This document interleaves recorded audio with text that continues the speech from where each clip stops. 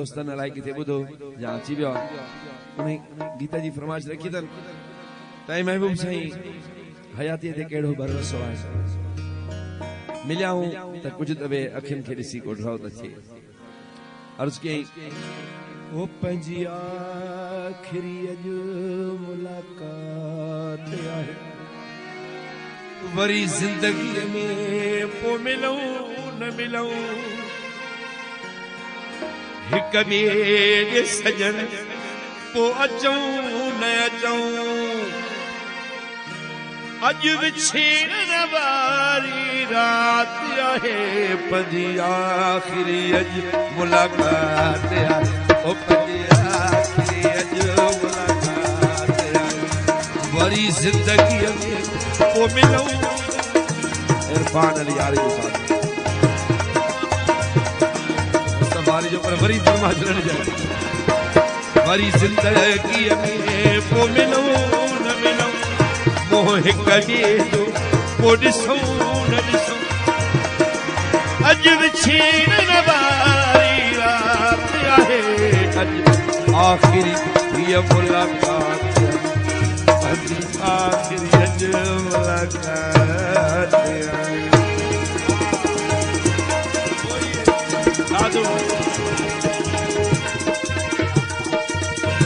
आज यारी जो साथ है खास बात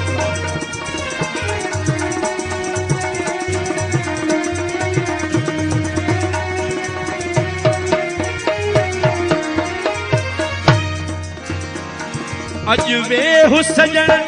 सिकता है वठूं अहीं रोई फिरी मोकलाए वठूं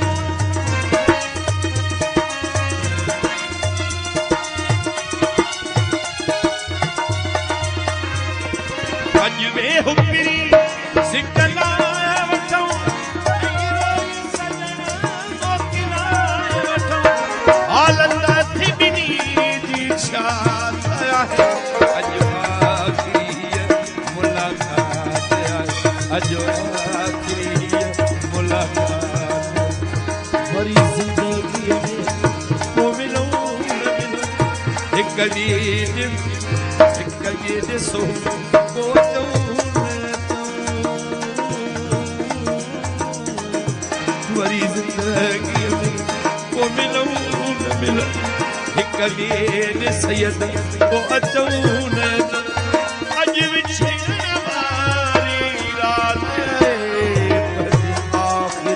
अॼु मुलाक़ात आहे ओ पंहिंजी आख़िरी अॼु मुलाक़ात आहे सैयद शफ़क़त शाहबाज आजम साहब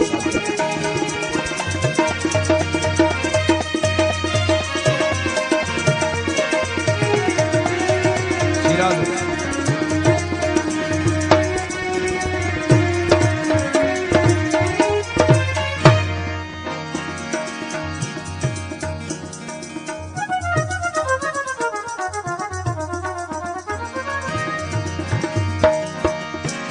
मोहब्बत में असां उजड़ी वियासी मजबूर के में वसासी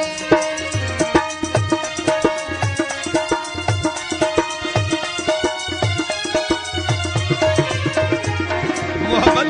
में असी उजड़ी वियासी मजबूर के में वसासी ओ तेरे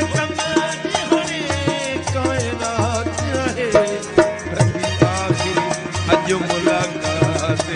ओ पंहिंजी आख़िरी अॼु मुलाक़ात वरी ज़िंदगीअ में पोइ मिलूं न मिलूं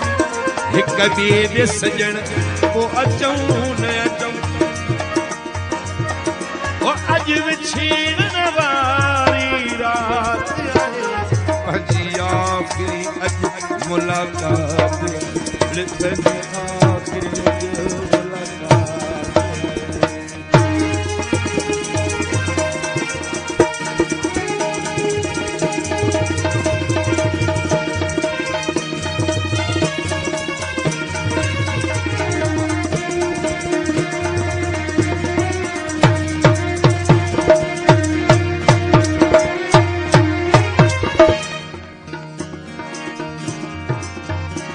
जवेराज अली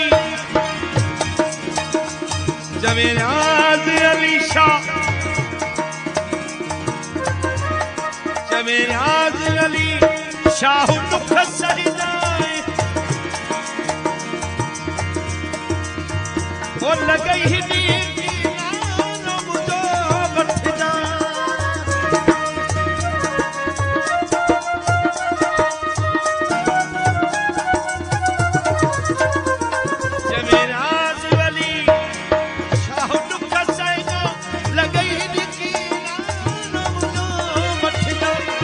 मोकल ने फुटी फिर बात है पजी आखिरी अज मुलाकात है पजी आखिरी अज मुलाकात वरी जिंदगी को मिलूं न मिलूं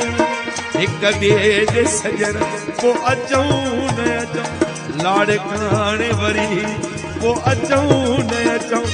अज विछेरण वारी रात अजो मुलाकात ओ पजी आखिरी मंगरिया मुलाकात आए।